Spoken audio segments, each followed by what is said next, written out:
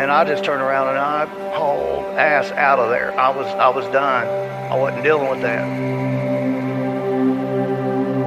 The hypocrisy of the cult is one of the things that turned me away the quickest. When I turned my headlights on, it turned and looked at us, and one of the things I remember the most were the eyes were glowing red. I see an orb of light. It is just circling these steps like it is waiting for me. And he begins to tell them that he saw a UFO. They're basically like, what are you talking about? That's 7 foot up on a tree, peeking around it. And that's where I saw the top of the muzzle, nose, and the eyes. As soon as I made eye contact with this thing, it felt like death. Welcome back to Tinfoil Tales. I'm your host, Brandon Wright. Tonight we're going to be joined by my guest that wants to be known as Skratch. He reached out to me a while back about some lifelong experiences he's had with some strange things, but he wanted to come on here and talk about it because he feels that some of the things that he needs to talk about has to be shared. But before we bring him on, if you've ever had an experience or a story you'd like to share and you'd like to be on an episode of Tinfoil Tales, there's two things you can do. You can send an email to tinfoiltalespodcast@gmail.com, or you can go to tinfoiltales.com and go to the contact section.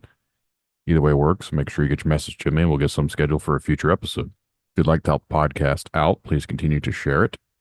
Every time you share the podcast around, that's a new listener that could potentially have a new story to share with the podcast. For everyone out there that's been doing that, just know I appreciate you guys. You can also help out by leaving a 5-star rating or review wherever you listen to podcasts at. If you'd like to become a member of the Patreon, you can go to the show notes and find more information about that. If you join the Patreon, it's $1.99 a month, but you get access to all the episodes ad-free, and they're up to 2 months earlier than what they are normally released. You also get access to Crinkle Conspiracies if you're a free member or a paid member. So again, you can join the Patreon for free, get some goodies, or join the whole access for $1.99 a month. Remember to follow me around on social medias. There is also a merch store, or you can reach out to me, and I do have some merch available in stock on my own that I can get to you. But I think now we're going to go ahead and bring Skratch on. Interested in hearing about what he has to say. And I hope you guys enjoy our conversation. So sit back, relax, and enjoy the show. I'd like to take this time to welcome my guest tonight, Skratch. Thanks for coming on here and talking to me. Thank you for having me. Would you like to let the audience know a little bit about yourself? Certainly. I'm from South Carolina. Yes, it's one of the craziest states in the entire 50, but I've lived here my entire life, most of my entire life. I've experienced things that people laugh about, things that people wish they could experience, wish that they could see, and want to have happen to them in their life. And I can't say that I haven't been blessed with more than my fair share of strange events. From the time I was born, from my very first memories, I've had things happen to me that don't happen to normal people, everyday people. I've had my share of sightings of UFOs. I've seen cryptids. I've seen things that have been joked about for decades, but they're very real. It's led me to a better understanding of life in itself. And I've been gifted with these things so that I can learn more about the universe, the people around me. I've known some of the most evil people you could ever imagine, and some of the saddest people you've ever imagined. I've known at least 10 suicides. I've known at least people who were murdered, at least 7 of those. And I've known at least 2 serial killers. One by my profession and one by a friendship. And I had no clue that this man was capable of doing what he done. Just the same, that's only a part of what life is for me.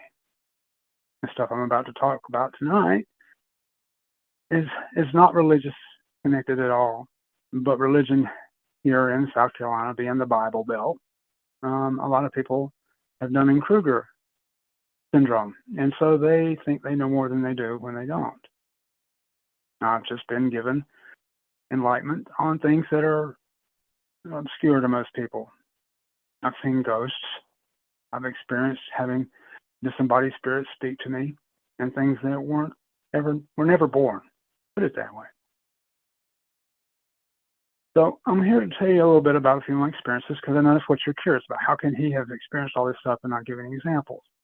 A lot of magicians who have written books and poetry and stuff like that in the past never gave any examples. They just talk about what is real concerning this, but they never give any examples. Even musicians, such as Jimmy Page of Led Zeppelin, have often delved deeply into the occult, but when it comes to giving an experience that they had, their list is very short, which is surprising to me because these people are known for being in the occult for their entire lives. They've written books, they've done this, they've done that, and yet they come up short when it comes to that sort of thing. So let me begin with where I grew up. I grew up in the mountains of South Carolina, and there's mountains here. It borders on the corner of Georgia and North Carolina, and I grew up there, and it was a different world because where I grew up, I had no neighbors, okay? It was in the middle of a 100-acre forest. I saw a bunch of stuff there that you just don't experience anywhere else in the world. And I always thought it was the place where I grew up. And that may have had something to do with it, but not much. Not as much as me as a person, because I did, however, travel to Atlanta, Georgia for a while, and I had experiences even in the city, in an apartment complex. So that was where I learned it's not where you are, but who you are. Now, a lot of it has to do with your mentality. Are you open to it? Is your mind open enough for it? Are you aware of your surroundings? So I'm trying to pick an event to talk about. There's not just one event that I can go into and say, this is the big event of my life. Like the Walton fella who was in the movie Fire in the Sky. That was his one big event. Sure, yeah, he disappeared for 7 days or whatever it was, but that was his one event, and he has made money on it every which way he can. Can't blame him. He's just trying to tell his side of the story, but yet still he pops up at UFO conferences and stuff like that to talk about this one event that happened 40 years ago. I can talk about events that happened just last week. We're talking 3 days ago, last Saturday, last Friday. I can talk about it like that because for me it's ongoing. It doesn't stop. I don't want it to stop, to be honest, because I'm always curious as what else is next.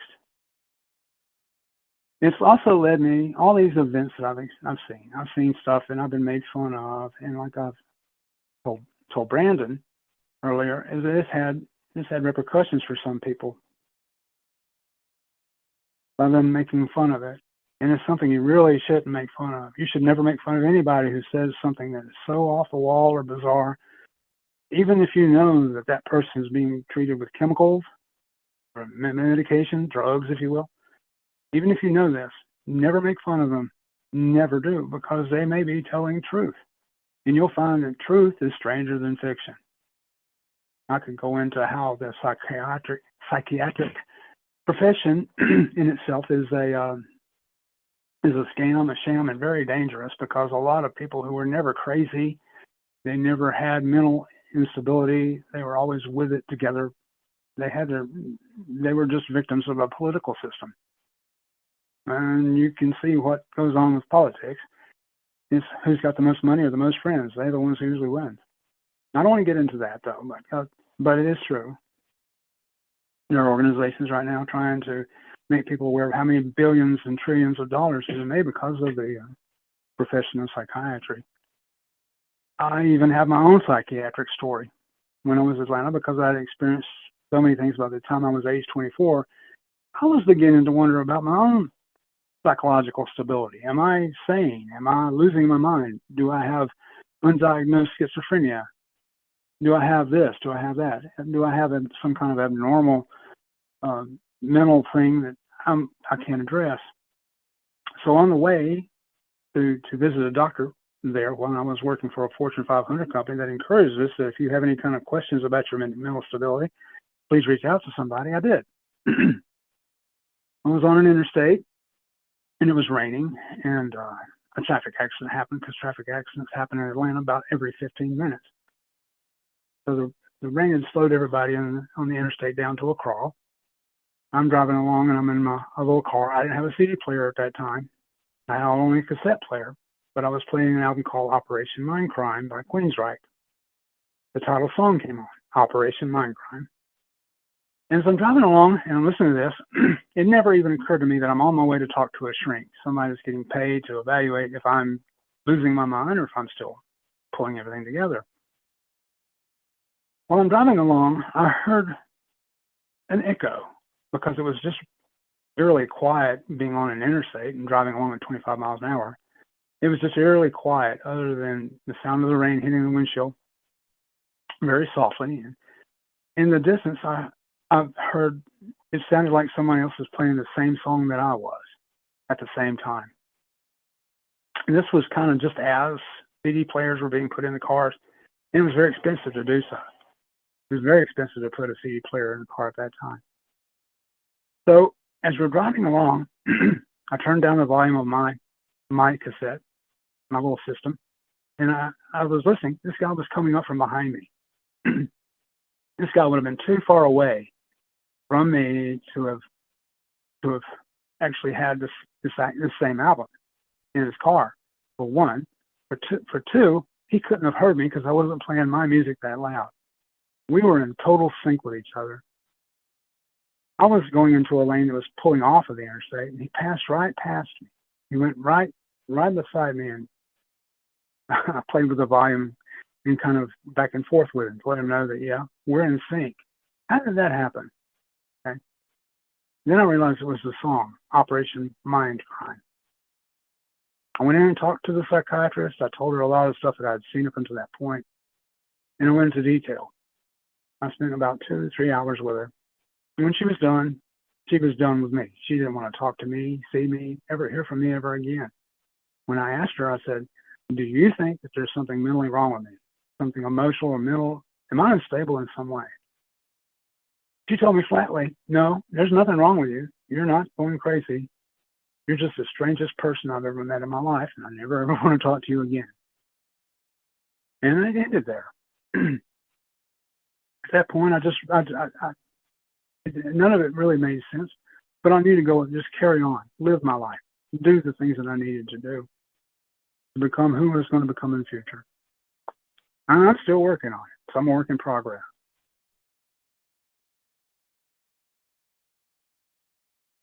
Another story, something that happened just recently, is that, not recently, but within the past 10, 15 years. For me, that's recently. I learned about the knockers. Entities that will come in the night, knock 3 times, and within a short period of time, 3 to 7 days, someone in your life will die. I thought it was nuts. My grandmother told me about it when I was 10 years old. And that's been decades ago. But the way it started is bizarre, very bizarre. I was with a woman who was, in a word, evil, user, if you will. And where we were on and off for a while. One night I was laying in the bed, and she had 3 bedroom windows, 3 windows in the bedroom, and 1 in the master bath. I heard 3 knocks on a glass door, on the glass window in the bathroom, and it moved quickly to the second window on the same wall. And then it moved, it was knock, knock, knock, knock, knock, knock, knock, knock, knock. A human could not have possibly have moved at that speed. And 3 people doing it with ladders, I'm sure I would have been able to see something, or at least hear something other than what I heard. I heard the 3 knocks on 3 windows. The last window was right above my head, so it knocked right above my head. And it was sinister. I'm not going to say it wasn't. It was very sinister. I didn't know what it was. All I knew was from my grandmother told me, if somebody ever knocks 3 times on a door or a window, Do not open the door. Do not open the window. Do not go near the window. Do not go near the door. Okay, I left it at that. 3 days later, somebody died close to us in that house. And it happened a couple of other times. A few other people died.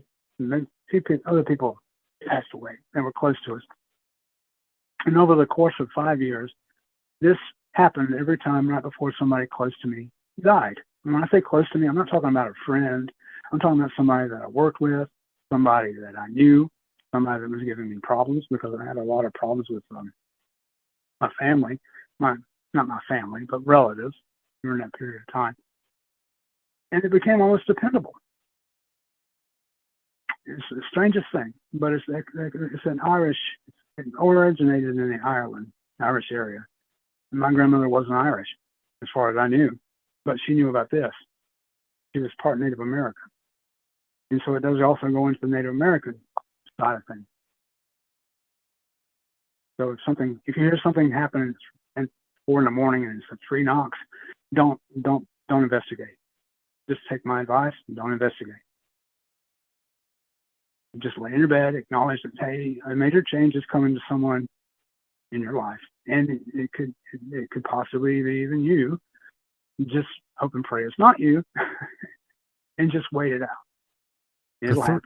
The 3 knocks to me sounds. A lot of things that people want to say are demonic or evil or whatever all come in 3s. Basically, people get scratches on themselves and they say that there's 3. Oh, it's mocking the Holy Trinity. People hear the 3 knocks, mocking the Holy Trinity. 3 in the morning's like the witching hour or whatever. Right. So the number 3 is like significant. So more about, I've never heard of the knockers or whatever. So it's something that I'm not familiar with. But when you said the 3 knocks, I was like, that's very reminiscent to what I've heard before about people talking about demonic stuff. Concerning the number 3. Well, if you look in the Hindu religion, they have the number 3, and a little moniker, a monogram kind of thing. It looks like the number 3, but it's a little different. 3 is a holy number. It is actually not an evil number. It's a holy number. Even Nikolai Tesla, said that if you want to understand the secrets of the universe, study the numbers 3, 6, and 9. Even Tesla said that. So yeah, it was odd, because it wasn't like it just happened one time, and like I told you about, it happened other times. It happened for a period of years, and somebody would die.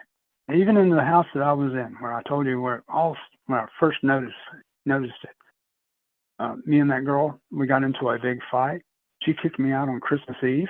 I had nowhere to go, except I had to go sleep in my office. I'm a real estate agent, so everybody was gone for the Christmas holidays and up until past the New Year's, but I had to go sleep in my office for a month until significant change came along and I was able to find a new place to live. The 3 knocks happened on the door inside of a double locked door building, and my office even had a lock on it. And it still found me in there to tell me that somebody was going to die. Well, sure enough, it didn't take too long where the neighbor it was maybe 6 months, a little bit later than the first time I heard it, but it was around 6 months. In the same room where I first heard it, the next door neighbor was murdered in his front yard, right there in front of that window that I heard the 3 knocks. Now, to say it's demonic because it was associated with the number 3, no. To say it was angelic because of number 3, telling me to get my butt up and out of there, maybe. Okay, if I look at it that way, yeah, you can always look at it in a positive light, and that's what I probably would tell most people to do. You have something that you think is demonic, it may not be, okay? It may not be. It's more often that good things happen to people and they assume other stuff, and it kind of sways them to believe, oh, God is good, I'm being blessed, and all this other stuff. It kind of comes, it can take you in a different way and take you in a different light, where you're not really having something good happen to you. You're having something horrible happen to you. You just haven't recognized it yet. You haven't seen the repercussions of what that landslide is going to do. You have to keep an open mind. You have to just stay on your wits' end. Stay there and just watch. For me, it was the knockers. Okay. And this happened for a long time. And we're talking 5 or 6 years. It didn't happen every night. It didn't happen every week. It didn't happen every month. But it always was a precedent to someone who passed away. After a while, there were people who were not really close to me, but close to me in a way that I felt that I should have been warned by the knockers that their passing was going to happen. Okay? Apparently those people weren't that important. I wasn't that important to them in their life, or they really, really weren't that important to me because I never got the notice. I had to find out about it through the internet or through a coworker, something to that effect. There did come a point where one night, and I can't say that I saw this, but I definitely heard this. I heard the knocker give 3 raps. And then I heard something, a lighter knock, okay? A lighter tapping. And it was like, okay, 3 knocks again, but this time with a little more force. It was like this thing was actually teaching his protege. Somebody was going to replace him at his job of tapping, of knocking. That he was being promoted or sent to do something else. But he was training this new one to do the same thing. Well, the new one couldn't do it. Apparently, I imagine in my mind that the knocking made its knuckles hurt. So instead, it would stomp. So a few more times later, we heard some stomping. I heard some stomping, and it wasn't one time. It wasn't just 2. I mean, it was supposed to be 3 knocks. But this thing couldn't do it, so it would stomp on the floor. Now, if you've ever stomped on a floor with carpet, you don't really hear a whole lot. Okay, it's not very loud. So it would do it on the other side of the door when we have hardwoods leading into the bedroom, and it was only once or twice, but it was fierce. It shook the walls. I knew what it was by hearing a sound in the darkness that woke me up out of a dead sleep. I don't sleep that deeply because of all the other stuff that's going on. All right, I'll get into that later. But to connect it with 3 was evil or demonic, or even this. This was not really demonic. Was it demonic to the person who died? I don't know. I didn't see the last thing that they saw before they passed over. And like we talked about, you and I, Brandon, have talked about in just a few minutes previous to our conversation here, people they don't really want to talk about stuff like this because it can have repercussions. Me talking about it to you and to your listeners, it can have its own repercussions for me in the future. I'm certain of it. But there are other things I want to get to tell everyone. That makes it important for me to take that risk. It's worth for me to lay it on the line. I've written a book. I'm working on another book. I haven't published it yet, but it's because of this very reason. I have to wait till I'm at my time's end here on this planet so that I can reveal this stuff. It's a matter of timing. It's not so that I'm trying to escape any kind of questions or anything like that. It's because I have to play it out where I have to be guided to do this, to tell people this stuff. I've seen some crazy shit. I mean, crazy stuff. Stuff that's just not normal, even among the people in the paranormal community. I went looking for answers.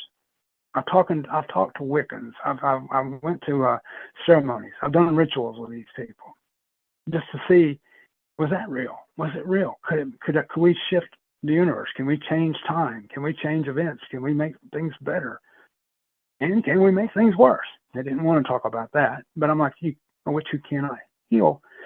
A witch who cannot harm cannot heal. Okay? A witch who cannot harm cannot heal. It runs both ways. There's no black and white. There's no demonic presence out there. I've seen some stuff that looks demonic. I've had stuff that acted demonic. You ever have something wake you up and growl at you, and it sounds like a gigantic dinosaur right beside your bed? You laugh. You growl back. You show no fear. That's what I did. This happened years ago. All right.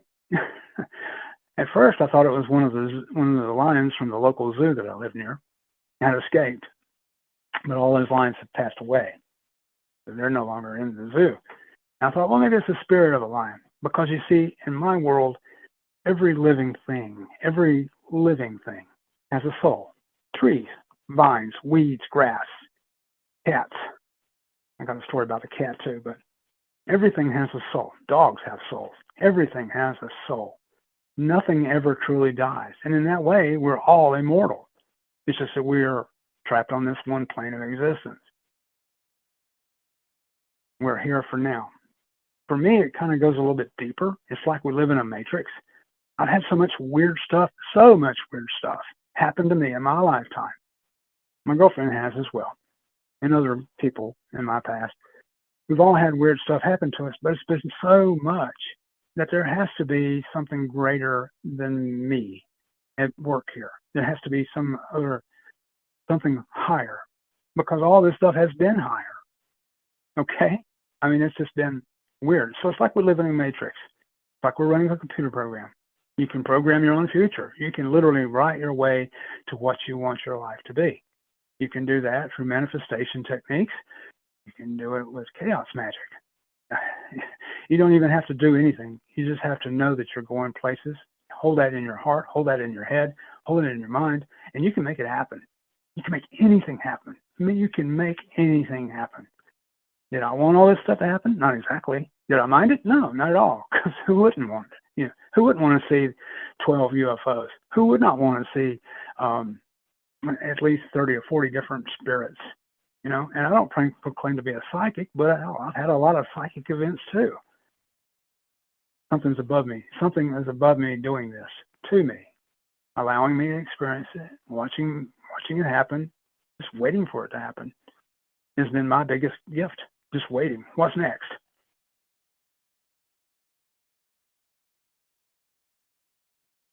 So the 3 knocks happened, and some other stuff did in the same room, in the same bedroom. Things that haven't been pleasant, things that have been hard, very hard for my girlfriend and for me. Stuff that doesn't make sense, and you would probably call it demonic, but there was a reason for it. What that reason is, I don't know. One night I woke up to the sound of a hummingbird right below my left ear. I mean, just right in that general vicinity. And my girlfriend we had literally just gone to bed. I said, honey, did you hear that? She said, yeah, like a buzzing sound. And my face got real cold. I said, huh. Within 3 weeks, I had a welt on that side of my face, right where I'd heard the hummingbird. It was like the wings of a hummingbird fluttering right next to my ear. And that cyst had to be removed by a doctor. I went to the doctor's office, and I didn't tell her the story I'm telling you, but I know what happened and how I got a cyst on my face. I've never had a cyst on my face my entire life, or on each part of my body. And I've had cancer. I survived cancer. So there's that. Well, it was a 2-step process. One was to cut it open and pull it out, whatever was inside of it. He pulled it out, put it on the table, and said, huh. And she had 2 assistants in there. She called them over and said, look at this. And they looked at it and they were like, yeah. And she said, the lady doctor said, I don't know what that is. I should have immediately said, let me see it. I want to look at it. What's in my head? But I didn't. I didn't really want to see it. That to me is more of a demonic event than something knocking on a door foretelling that somebody's going to die. Why? Because it caused me financial loss. Because it tried to cause me physical pain. Because it did. It shifted the future for everybody. You shift the future for everybody you encounter every day that you leave your dwelling. And you also change the future by just staying at home. You change the future because it's like small turns on a dial. I can go into it. It affects synchronicity. What it really does affect And everything that I've experienced has definitely affected synchronicity because I've been involved in so many different seen so much weird stuff here in South Carolina. And it's not because of where I am, it's who I am. I found that out by going to Atlanta. In Atlanta, I had all kinds of experiences out there that were just bizarre. Any big city would be bizarre. Any big city. And it doesn't matter. It's about the person. It's kind of like with Skinwalker Ranch. It's not that the place is haunted or the place has some kind of, and it does have a vortex. There's stuff there. I can go into that later too, but that stuff is there. The reason they're not having all the weird experiences that they're hoping to see, all the weirdness that have been talked about in the past, is because they don't have the right people there. They have the right scientists there to study it, to study the phenomena, but they don't have the right person there to trigger that phenomena. Me, somebody like me, somebody that's had more than just a few experiences but really haven't come forward, that would be the ideal person to go out there. A psychic, for instance, someone who has delved into the world of using those kind of tools to foretell the future. Even that. They need somebody there like that.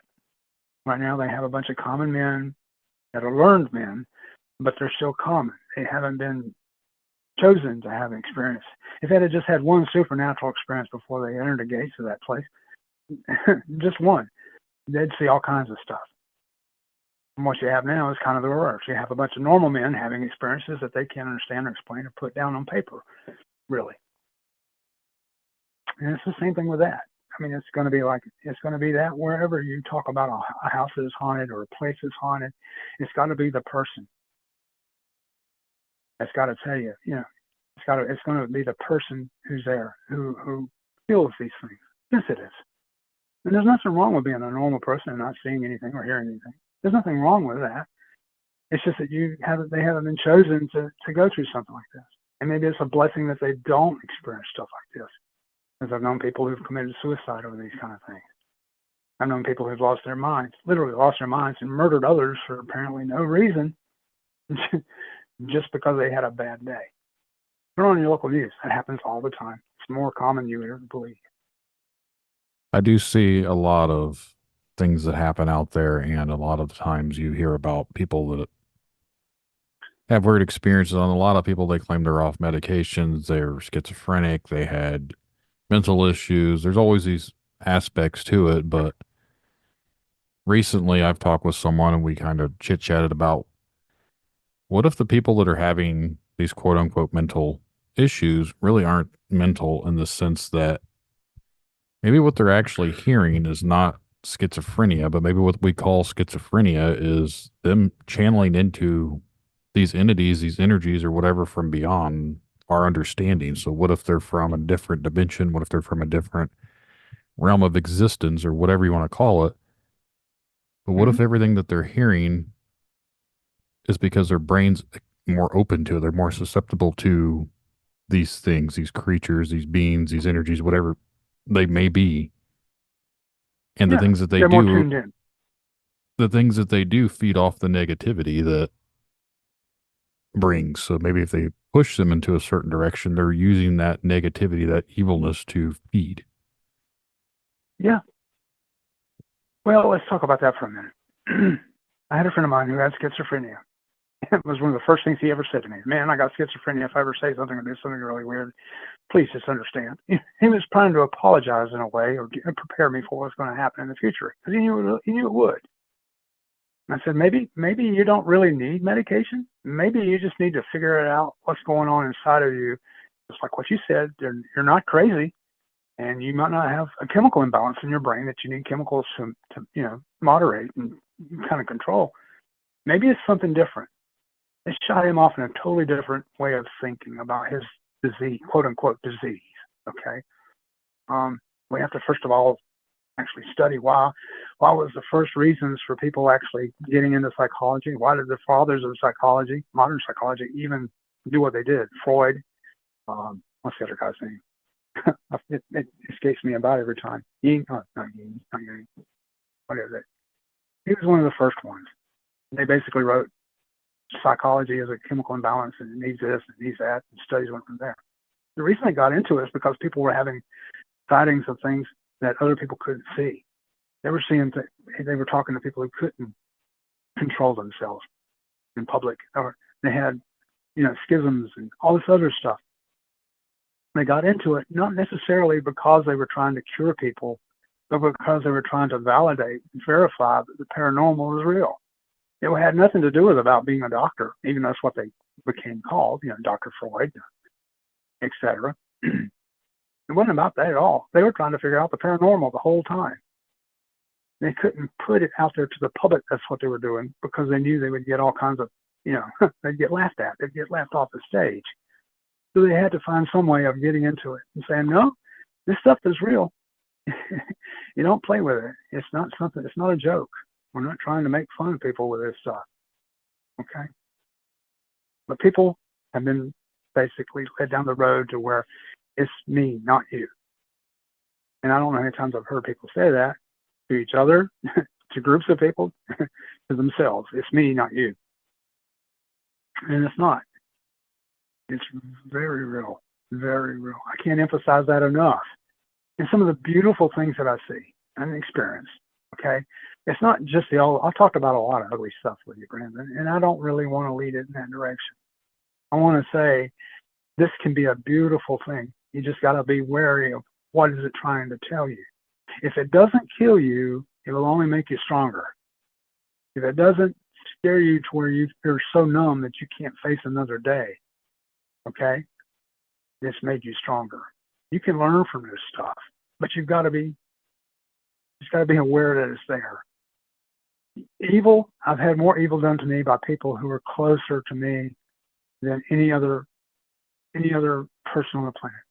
I'm talking about family, relatives, people that I always trusted and believed and was told to trust and believe by my own parents, who also did some stuff that was really, not kind, very ugly stuff. And I had to learn from that. I had to learn that, no, you can't trust anybody. Don't trust anybody. Don't even trust me. I might do something really stupid and crazy. But if I did it, I know I was doing it because I was meaning to do it. It made me a better person in the end. And a lot of people don't understand that forgiveness is, I've got to forgive myself before I can forgive someone else.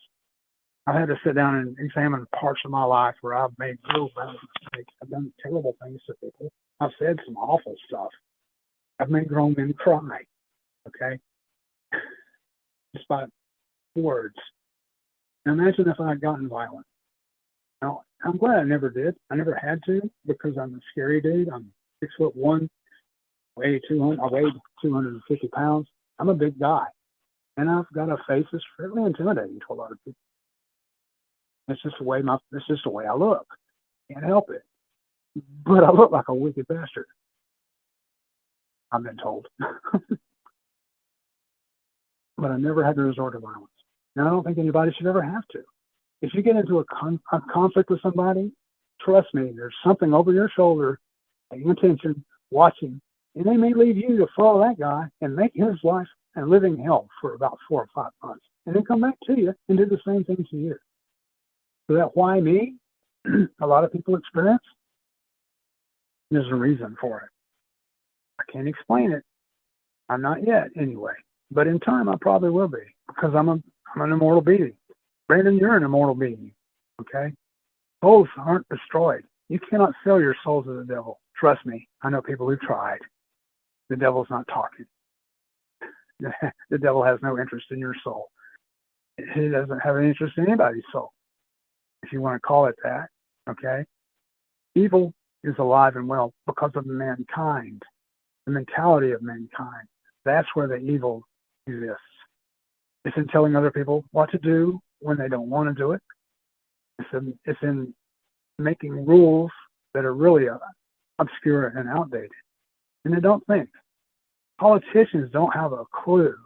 Don't have a clue with what they're doing to people by doing what they do. They have no idea.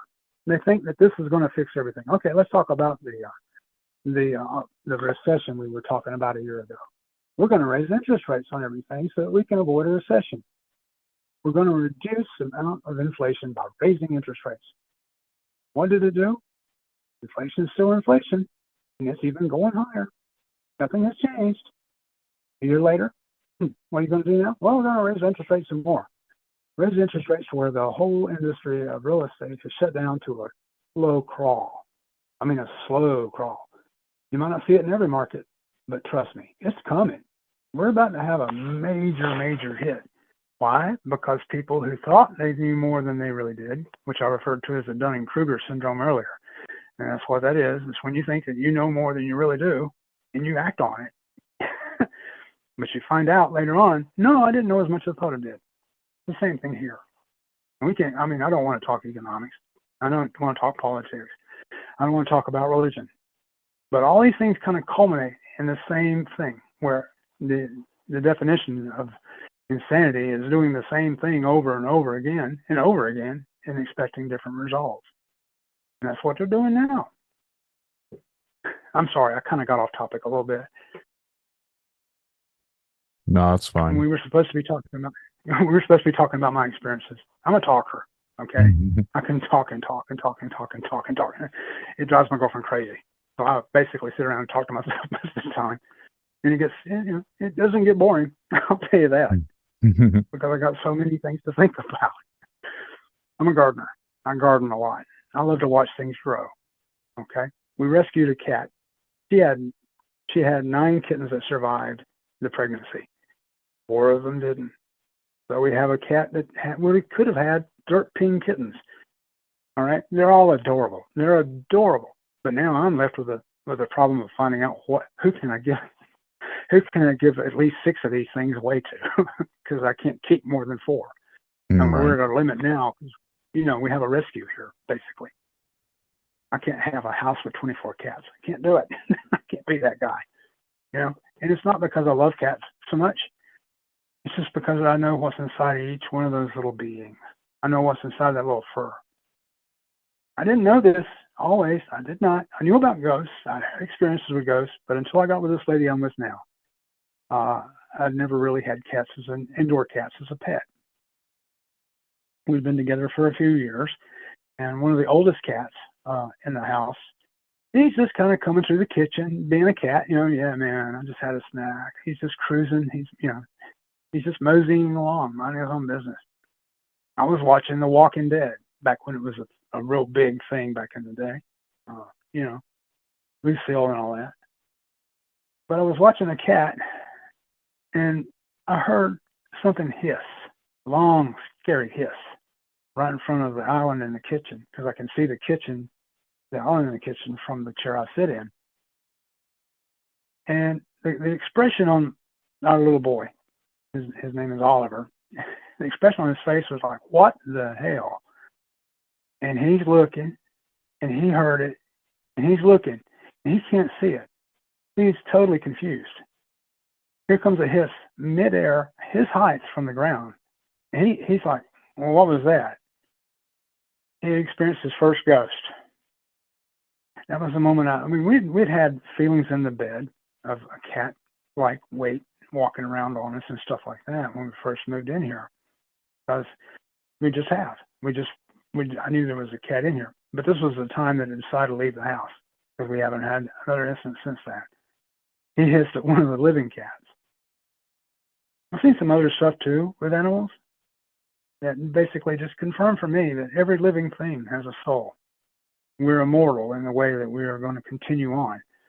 I don't believe this is the only universe. I don't believe this is the only dimension. I know that this isn't the only dimension. I really don't think that this is the only universe. I believe in the multiverse. I've had time slips. If you know what a time slip is, I haven't had those in decades.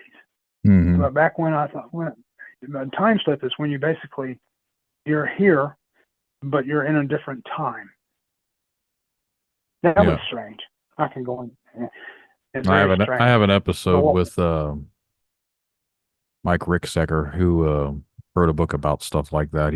He's from he's been on like Discovery Channel and Ancient Aliens and stuff. He was on an interview sometime last year, and we talked about time slips. Did you? That's cool. I just recently learned that it was a thing. Okay. I was watching a program on television, and they showed pictures of some guys in France who were like, we were in a place that was just bombed out, but it wasn't bombed out.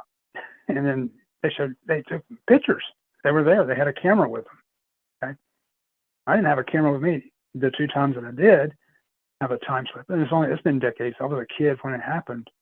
But what I found was evidence that I had actually saw what I saw. I lived in the middle of a 100-acre forest. I had no neighbors. 100 acres. Strange shit happened there all the time. All the time. And I was riding a bicycle. I looked down and I saw a path going down a hill, and often I didn't see any trees around it or anything like that. No brush. It was a perfectly well-worn footpath. My mom was on the porch yelling. I was about to ride my bicycle down it, believe it or not. My mom's out there. She's yelling on the front porch, "Let me come eat lunch." And I look at her and look back at the path, and I verified the path was I've never seen this path here before in my life. And I've been here for, 10 years. I have never seen this. I'm going to ride this thing when I get done with lunch, because if I don't go eat lunch, she's going to get mad and it won't be worth it. Go down there, I'm eating a banana sandwich, which is banana, mayonnaise, and bread. It's a Southern thing. Unless you grow up with it, you would say, yeah. But it's a Southern thing. And I asked her, I said, "Mom, is there a path up the road here?" Because we lived on a mile-long gravel road. I said, "Was there a path here that went down into the woods?" He said, "Yeah, it went down to a creek way down below your grandmother's house, who lived down below me, past us on the road." And I said, "Well, I'm going to go down that path and see what's out there." She said, "You do that. You go right ahead. But I think that path has been overgrown for years." I rode back up there, and sure enough, there was no more path. But I can see it now as I'm sitting here talking to you, Brandon. I can see it in my mind's eye, just as clear as a bell. It was there. Well, give a year or so later, I'm walking in the back part of the house, outside, I'm down below in the property, and I'm basically hanging out underneath a tree house that my father had made for me. I looked at the ground, I saw a scorpion, and I turned over a rock, and there's a scorpion. I'm like, that's pretty cool. There's a scorpion. I'm going to put the rock back on top of him because I don't want him to come sting me. I look up, and I see what looks like a teepee, like an Indian, Native American house, a teepee. What else can you call it? I said, well, when did this happen to myself? I walked toward it, and as I'm walking toward it, I noticed that everything around me is kind of a brown, black, and purple, like a hue of violet, sort of. Even the sky didn't look right. Nothing looked right about it. I walked over to it. I looked at it, and there was 3 sticks, and they were smoking meat. There was a tiny little fire was just smoking underneath the meat. And I looked at that, and I'm like, it had meat hanging off of the stick. I'm like, how did this happen? It's enough to drive you crazy. I'm thinking I'm losing my mind. What would you think if you're 10 years old and suddenly you stumble upon someone living in your backyard in a teepee? It wasn't made with fabric. It was made with animal skins. And I said, this is weird, but this is also kind of dangerous, because if someone's living here in this environment, they could be, could be violent. They could hurt me or something. So I turned around and I started to walk back toward the house. And I turned around again to look back at the teepee. The teepee was gone. The smoke thing was gone. There was a tree growing right where the tree was at, and it had been there for 50 years. The tree that was growing there. I had to shake it off. I'm just like, well, that was strange, and just kept walking toward the house. I took maybe 1 or 2 more steps. I looked down on the ground, and I found my first arrowhead. It was like it was confirmation. Yeah, you were here. You were in that time. You were there, because I found a little flint arrowhead made out of a kind of a white rock. And I said, okay, I'm not losing my mind. That was like when you're going through an age like that and you're experiencing stuff like that, you question yourself. You question yourself completely. I questioned myself up until I told you about me going and talking to the psychiatrist. I thought I was losing my mind. No, I wasn't losing my mind. I was just experiencing things that other people have the incapacity to do so. I'm just ahead of the curve. What else can I be? I'm not trying to like that, but it's just true. Since the time when you discussed me coming on your program and having a discussion with you, I've had things happen since then. I can tell you about it. I can tell the audience about it. It's not going to change anything. I have a message, and that is to be kind to each and everybody. Take the time to tell each other you love each other, because you may never have a chance to do it again. Trust me on that. The last words you want to say to somebody, you want to make sure it's kind. Even if you hate their guts, make them go out with at least some kind of positive thing. That positivity will come back to you 3 times. Have you ever heard that one? And what you put out there comes back 3 times. And it does. I've seen it. I've always So tried all to the negative encourage stuff people to be positive when it comes to things in life. There's so much negativity out there that I think positivity is the best way to go about life. There's too much bad things there's out too there. much negativity. Yeah, and it's amplifying. If you notice lately, it's amplifying. And it's amplifying for all the wrong reasons. It's stupid stuff that people get involved with. The things that people value. And I hate to say it. I love music. My music ended back in the late 1990s. That's when my music just totally ended. Nowadays, you can't give away music. People are trying to become musicians and trying to make money in it. There's no future in it. There's really not. I hate to say it, but it's true. You're talking Because to the most guy that musicians- used to be a death metal vocalist. I'm fully aware that there's no money in music. I played in local bands for 20 years, and it's just. I used to have a podcast. It's still available, but like me and my friend were doing a podcast about the dark side of the music scene.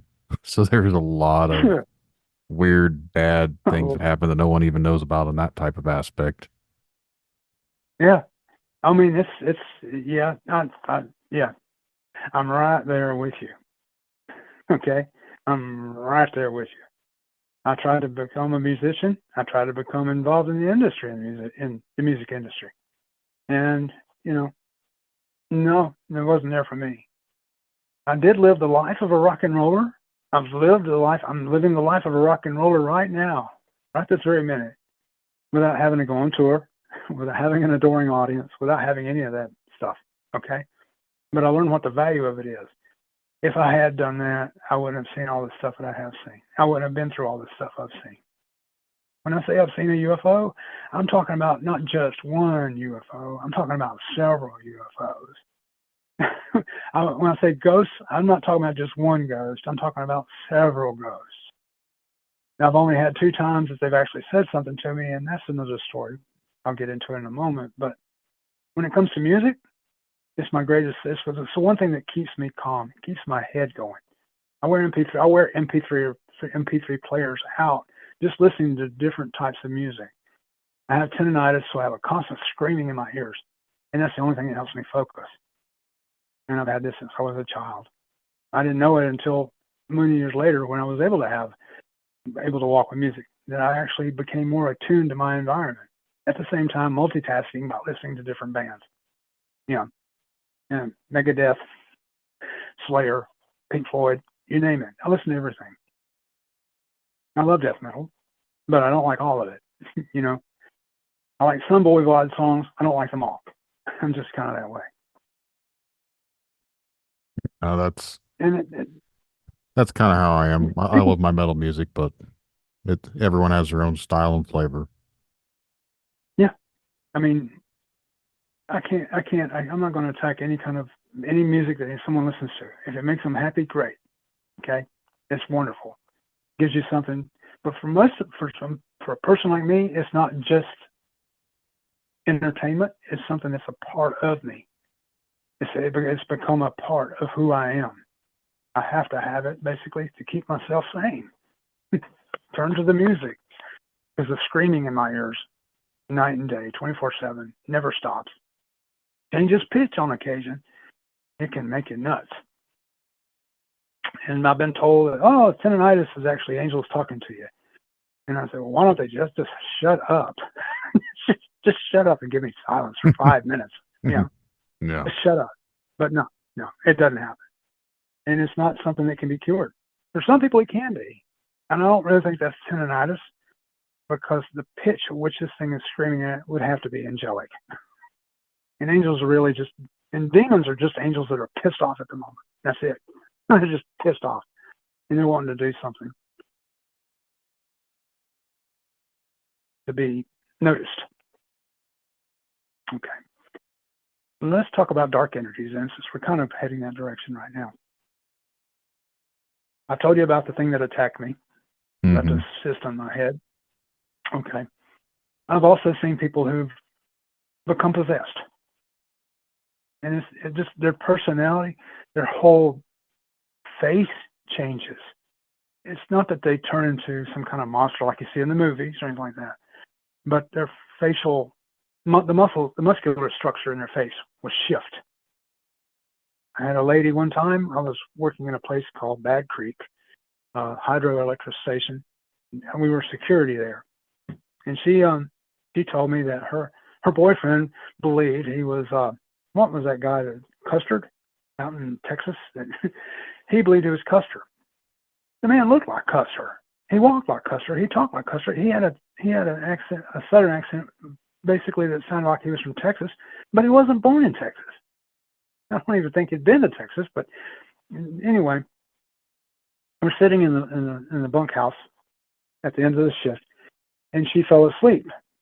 And I'm like, well, she's very tired. She must have been awake all day or something because we were working third shift. She woke up and she looked right at me, and her whole face changed. Her voice changed. She had an accent that she was a very southern draw, very, very strong southern draw. It wasn't that accent at all. I couldn't place it now if I tried. But she looked at me and said, "Why are you here? What are you looking for? What do you want?" And she shook her head a little bit, kind of trying to be intimidating. And then she just sat back and said, "Oh, I see." And then passed out. I mean, just didn't pass out, but fell back asleep. She immediately woke right back up and said, "Why did you let that happen to me?" Looked at me and, "Why did you let that happen to me?" I'm like, "What? And why'd you let me do that?" I said, "What did you do?" She said, "Oh, if you don't know, never mind." And that was just one. I already experienced that with other people previous to that night. So I knew what it was. She had a walk-in. Some people allow them to happen. They get benefit from it somehow. Probably psychic premonitions of stuff that's to come, maybe something else. But there's some benefit there for them. They allow it to happen, and it happens, and they are able to carry on. So demonic possession is very real, my friend. It's very real. It's just not like it is in the movies. It's more subtle. It's more subdued. You don't even know that a person is possessed. And some people are possessed for their entire lives, and you'd never know it. You'd never know it. They often find themselves in the positions of power, prestige, popularity. Okay? It happens all the time. And that's where I'm kind of like, yeah, there's a reason for this, and it probably has a lot to do with the Matrix type of situation. We're not in the Matrix movies like they have in the movies, but I do believe that we are connected to something or outside of this universe. And I do believe that there are multiple universes. I think science is kind of coming around to that idea as well, finally, after how many years? But yeah, it's all connected. Everything is connected. I've seen some weird stuff, and I'm going to see more weird stuff before it's over. Just strange, unexplainable things have come about in the past few months for me. Like I said, I garden. I see stuff in the garden. It's just unreal. Not easily explained. Like suddenly there's a pool of water about 4 foot in diameter, and I haven't turned the water on. We had a drought. This was last summer. I call my girl over and I say, "Hey, did you leave some water here? Did you turn on the sprinklers or something? Or did you misuse a hose pipe?" A hose pipe is a garden hose, okay? But that's what we call it here in the South. And she said, "No." And I said, "Well, there's water out there." And as I'm walking to turn the water on to water the watermelon plants, the cantaloupe, and some other things we had a system set up for to water each night. And we both go out there looking, and it was gone. What I saw was gone. She looked right at me and said, "Are you losing your mind? Because there's no water there." It was as dry as it could be because we were in the middle of a drought. And I said, "Well, that's just chalk it up to something odd and keep going." Most people would just toss that off as to a one weird thing that happened, let it go. I couldn't let it go. 2 days later, we heard what sounded like a helicopter hovering and descending right above our house. We live in a mobile home. The walls shook. The dog barked. Okay, the dog acknowledged that something was going on, something really weird. She looked at me and said, "What was that?" I said, "I don't have a clue." I stepped out the front door. I look around, it's at nighttime, the sun had been gone down for an hour or so, and it was just crickets out there, crickets and tree frogs, no other sound. But yet, it shook the house, made the dog bark, and it was very loud. I mean, like a full-on helicopters hovering, a Black Hawk is 10 foot above the ceiling. And nothing. But whatever happened, happened. And it's more about the person than the place. For me, it's always been like that. For her, not so much. She's seen some stuff before I ever came along. She's seen spirits. She's seen ghosts. She's seen people that she loved that basically came to say goodbye. She's seen stuff like that, but nothing like what we've experienced together since the time we've been together or in this place we're at now. And like I said, I don't think it's the place. I don't think it's Skinwalker Ranch. I think part of it may be, but not all of it. I think this phenomena happens all around the world, all the time. People just don't talk about it.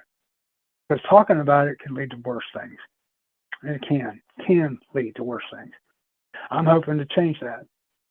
This is a test, in a way, for me, be talking about it. Because I've talked to people about it, but I don't go into depth like I've gone into depth with you, Brandon. I've gone into more depth tonight than I've ever gone with anybody I've ever talked to before. Ever. I mean, other than my girlfriend here. But a total stranger? No. I don't talk about it. It's not like I'm afraid of it. I'm just smart enough to be aware that when you talk about it, expect some shit to hit the fan. It's no matter how, where, when, in what way. I'm not really expecting that. I think I'm trying to just tell people, like we talked about earlier, think positive things, and positive things will happen for you. Say positive things, and more positive things will happen for you. Learn from my example, if you will. Just a few days ago, I told you some stuff that happened since the last time we talked. She had a birthday. I was too stupid to go to the store. We weren't going out. We rarely ever leave the house anymore. And I wasn't going to go out of the house just to buy a birthday card. I said to myself, I'm artistic, and I am, and so I just make her one. So I took a big piece of cardboard, and I wrote happy birthday on it and a whole bunch of other mushy stuff, and I did some mushy drawings on it and stuff like that. She liked it so much, she kept it above the refrigerator. And it's kind of pressed up against one of the cabinets, and it's got some stuff in front of it, and it's stuck there. Now, this happened Friday or Saturday of last week. She comes out to this. I'm doing some woodworking. I'm getting into woodworking projects behind my studio out in the field. She came out and told me. She said, "The strangest thing just happened." I said, "What was that, honey?" This is a woman who's never lied to me, not once. Since the first day I met her, she's never told me. She's never fabricated anything. She never made up something. She doesn't embellish shit. She talks about nothing. She just straight to the point, straight ahead. This is what it is. This is what happened. She said she was standing in the kitchen, and this birthday card that I made for her came out from on top of the refrigerator, came out about 2 feet, and then went straight across to the other side of the room. And it twirled 3 times. She said 3 or 4 times. At the time, I said, "Can you remember if it was 3 or if it was 4? She said 3 or 4 times. And then just glided to the bottom of the floor and stood underneath one of the cat poles we have at the far end of that room. And I said, "Cool. Okay. That's strange. But I believe you." She thought I didn't believe her. It broke my heart that of all the stuff that we have experienced here in this house, we've experienced a lot of stuff. Nightly knockers, things that felt like they were trying to make love to the bed that we were in, which was very odd, but you could feel the bed move, and the sounds and the voices and stuff that we've both heard inside this house. And that was something that she thought I wouldn't believe her about. I'm like, "Of course I believe you. I know it happened." How do I know it happened? Because you told me it did. That's the kind of trust that I have for her. If you can find one person in the world you can trust that much to know that you're not lying to you, you found a gem. You found a true diamond, something more rare than diamonds or platinum. You found the most rare thing you could ever find. She doesn't do that. I have to examine why did it happen to her. Something is trying to get her attention. Something's trying to get my attention. Something is trying to tell us something, but it hasn't got the vocalization down to tell us. It could be just a single word. One single word can change a person's entire outlook when spoken to by a spirit. One single word. I'll go into that in a minute. The thing is, later that night, I see a string of lights in the sky. And no, it wasn't Starlink. And it was just weird. They were red, white, and blue. Okay? I mean, George Washington saw something like that when he was creating the country and starting up things, and he was still just a general. So, but I saw this thing, it was just lights in the sky, way off in the distance. They blinked, and then they were gone. I've seen that so many times, I can't tell you. I've lost count from where I live. I live on the top of a mountain. I have a beautiful view of the just the landscape in front of me. But I see stuff in the sky here all the time, and I don't go outside that much as I used to. I used to smoke, and so I'd step on the front porch, and I'd see all kinds of stuff there all the time. All kinds of, not just in the sky, but on the ground too. Weird stuff, cryptids. Can't even describe how they look except by trying to give you an example by horror movies. But you'd see this stuff in the yard, and I don't see things. I'm not schizophrenic. I'm very sober. I'm very lucid. I'm very attentive. It's just that, why me? Well, I haven't gotten that far yet. I don't know why me. But I do know there's something different because I've just seen too many things for too long. And I think everybody can. I don't think I'm unusual that I'm the only person experiencing this stuff. I think other people can experience it. They just got to open their mind to it. I think a lot of people have. I I think a lot of people have experiences. They just don't realize it. I don't think their mind's capable of understanding it. They're not. They're so disconnected from the reality of what could be going on and what's around us that they just have experiences and they just write it off. Yeah, just write it off. Don't know that this is happening. Okay. I've had death follow me my whole life. I've had people just inexplicably just die. Okay, that weren't connected to me, but it was the circumstances and wonder under which they died. Some of them were murders and stuff like that.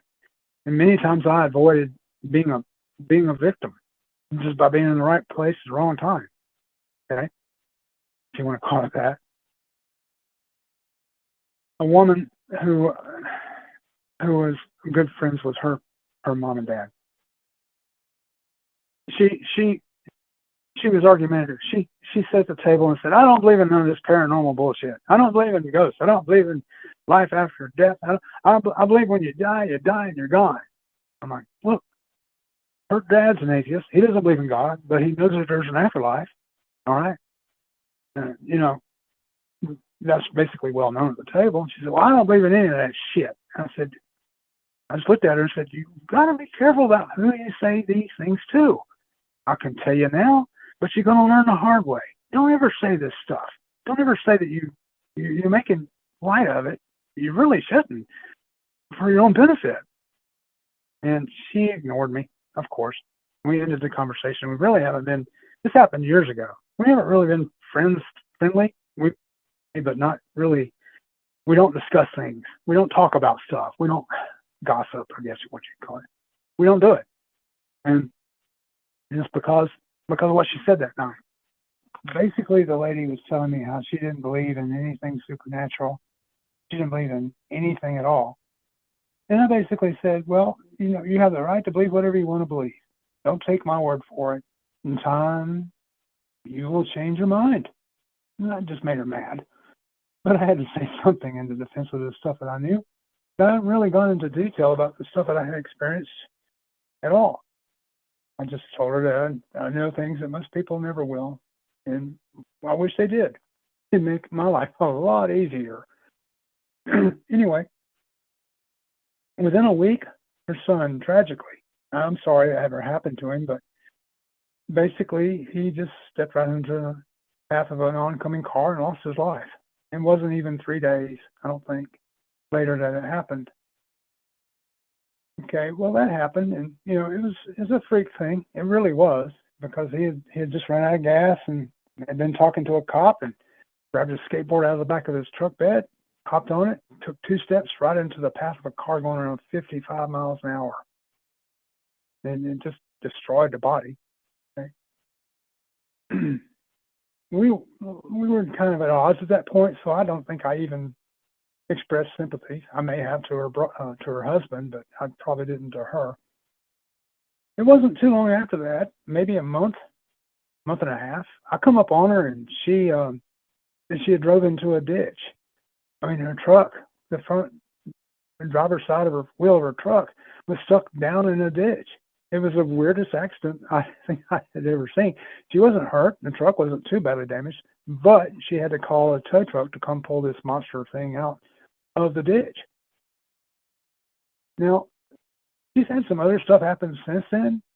Strange little things. She's lost a couple of animals that live in her yard. I mean, pets that she's outside, cats and a dog or something. She's had a lot of stuff like this happen to her because she has such a negative attitude about the very thing that she cannot see, smell, taste, or touch. And I would hope to have a conversation again one day that would be more, describing, you've got to be careful what you put out there because it'll come back to you. She's putting out a disbelief in curses. She's putting out a disbelief in bad luck. She's putting out a disbelief. And so these things are coming back to her to prove that they exist. They are real, and they will destroy your life, pretty much. You won't have a happy life. It'll be just conflict. It'll be constant. So when you deny these things, and if you deny somebody else's experience, there's so many people out there who are trying to promote that they've had an experience of some sort or another, and they've seen a UFO. I've seen it. Oh my God, I've seen this. I've seen that. I've experienced this. I've experienced that. When they truly haven't, there's not that many of them, but they are out there. They're looking for attention. Give them the attention. What can it hurt? You'll be amused for about 5 minutes. Listen to what they say. It can't hurt anything. What are they hurting? They're not harming anybody. It's only when they do it for money. That's the thing where they're really taking a big risk. Because what you don't pay for in this life, I believe you will pay for in the next. I don't believe in heaven. I don't believe in hell. But I believe that circumstances can be different. I don't know what I'm going to incarnate in my next life. I don't even know if I can even call it a life. The hopes and dreams that I have for in my next life is that I never have to eat another living thing in order to sustain my life, my livability, my body. That's the one thing that I hope and pray for, is that I don't have to consume something else. Something else that has given up its life so that I can keep going on. And that's why people pray before they eat. They should be. And they're doing it for the wrong reason. Dear Jesus, please bless this food before us that you've given us. Jesus had nothing to do with it. I can go for hours about why Jesus is not the true Son of God. I can do that. Now, I was born, raised, and believed in the religion of Christianity up until I was in my mid-20s. I started having questions. As I asked those questions, I was told not to question. Don't ask. That's the mind fuck that these people have over people. They want to control them. They want to keep them pigeoned down into their belief system, what they think is real, but they don't have any clue. What you think of as a demon may not be a demon at all. It can look demonic, but not be demonic. There are a lot of angels out there that are beautiful. They're beautiful, but they will destroy you in a heartbeat if they just get a slight chance to do so. They glow. They look like they wear white. They play harps. They do all these wonderful things, right? But they're doing it only as a setup to get you in deeper, to do something more destructive in your life. So be careful who you trust. I'm more closely to trusting somebody that's wearing all black eyeliner, and all that other stuff. I would trust them more so than I would any man walking around in a suit and flying around in $1 million plane. I would trust them in a heartbeat over that guy. But that's me. I know where they come from. I know where they've been. I've been one of them. I can relate. So I have to be careful about what I say. I just have to be careful about what I do in my life, about things now. But it's taught me a lot. You can't always judge a book by its cover. You can't always judge. You really shouldn't judge, period. Not by the color of the skin, not the color of the hair, not the color of the eyes, not what they drive, wear, or dress, not where they live. You can't do it. And I want everybody just to take the time and just slow down. Examine what you're thinking, because whatever thoughts you're putting out there, something else can hear your thoughts. They are telepathic. Don't think they're not. And just because they don't speak our language doesn't mean they don't understand what we are thinking. Okay? And you just be kind to others. You know, take a moment to hold the door open for an old lady if she's walking toward you. You don't know what that old lady's been through.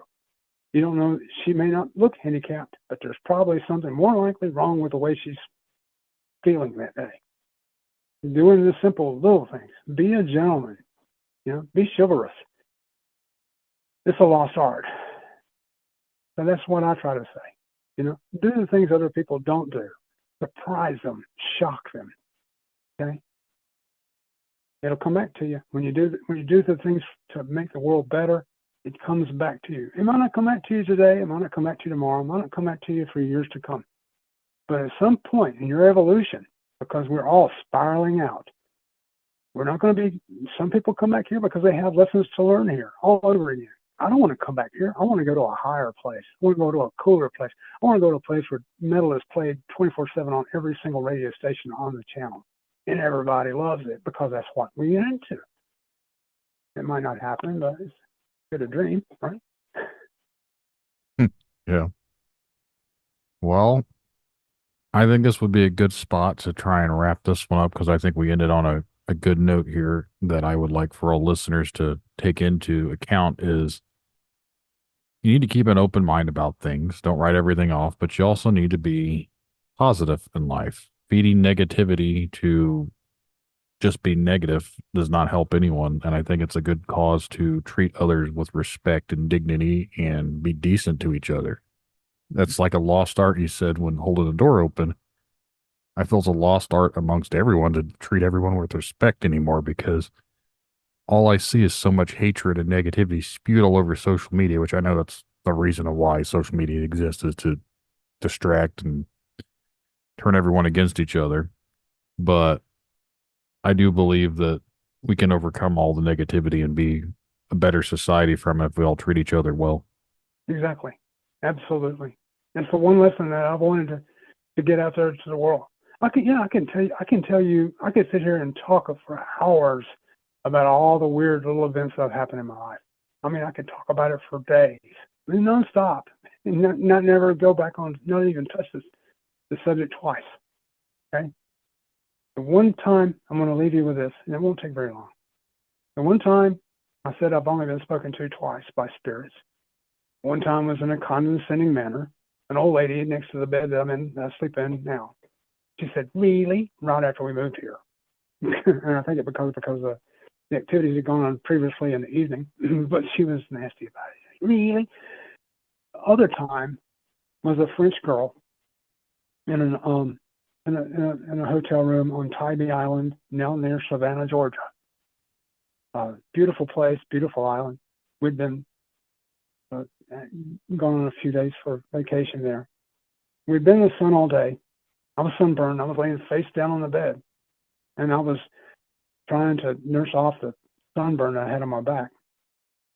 We were about to go to dinner. So my wife at that time, she's been gone for years now. She's another case I could talk about for days. Anyway, I heard the word chalice in my left ear, very softly spoken, chalice, chalice. And right when the word was spoken, I felt a hand grab my right calf. I raised my head off the bed and looked at my ex-wife, blow drying her hair. She shut the hairdryer off and said, "Did you feel something grab you by the back calf?" And I said, "Yeah." "And did you?" She said, "Yeah." And I said, "Did you hear anything?" She said, "No, I had the hairdryer going. I couldn't hear a thing." And I said, "I heard this word that sounded like chassis, but it was chalice or chassis, and I couldn't figure out which one it was." So I went out to the truck, the Nissan Pathfinder I was driving at the time, and I'm looking underneath it the next morning. I'm looking underneath it. I'm looking at the body, because that's what a chassis is.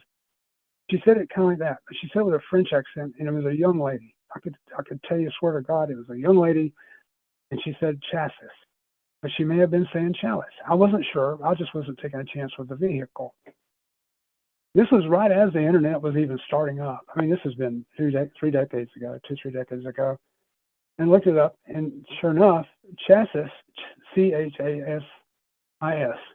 used to mean an old French. It was an interpretation from the word chalice.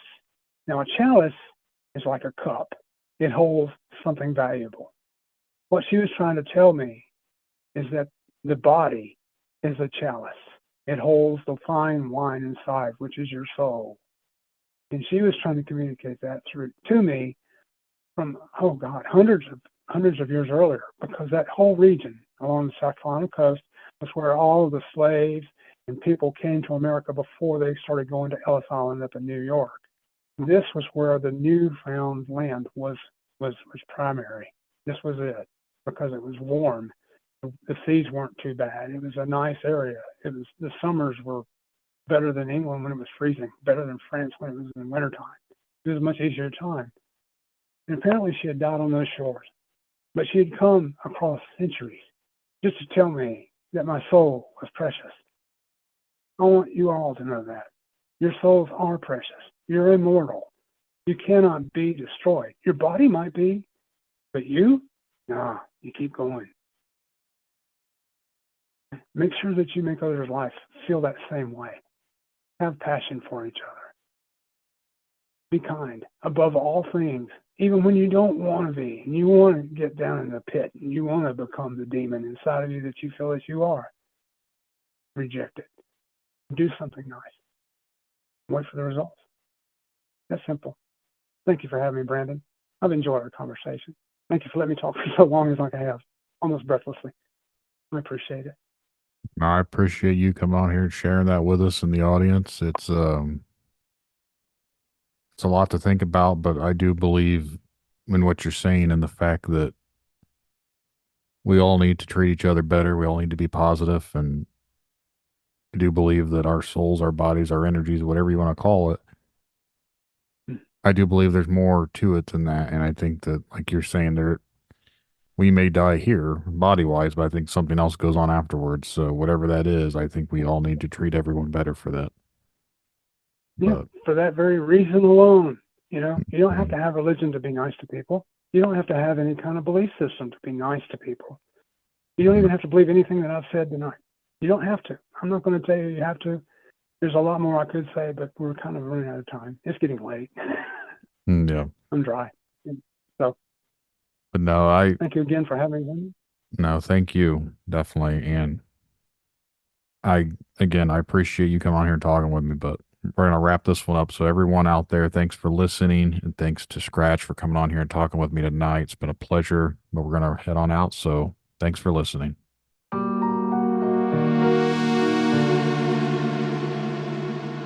And that's the show, everyone. I really hope you guys enjoyed the conversations.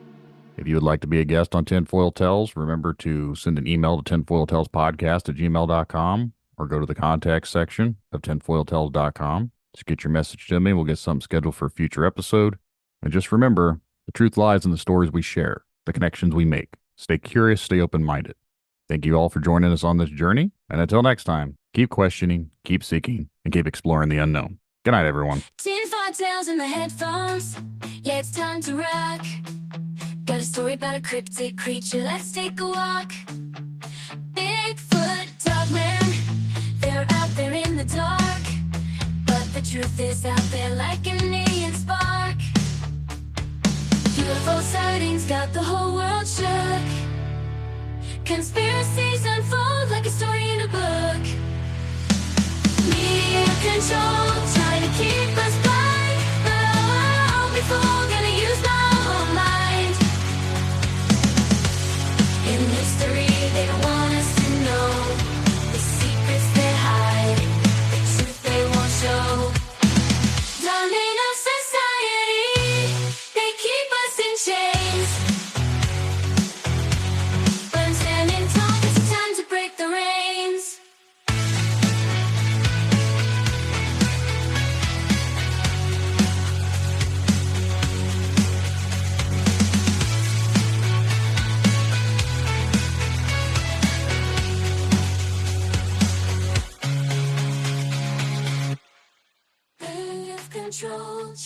keep us blind, but I won't be fooled, gonna use my own mind. In history, they don't want us to know the secrets they hide, the truth they won't show. Down in our society, they keep us in chains.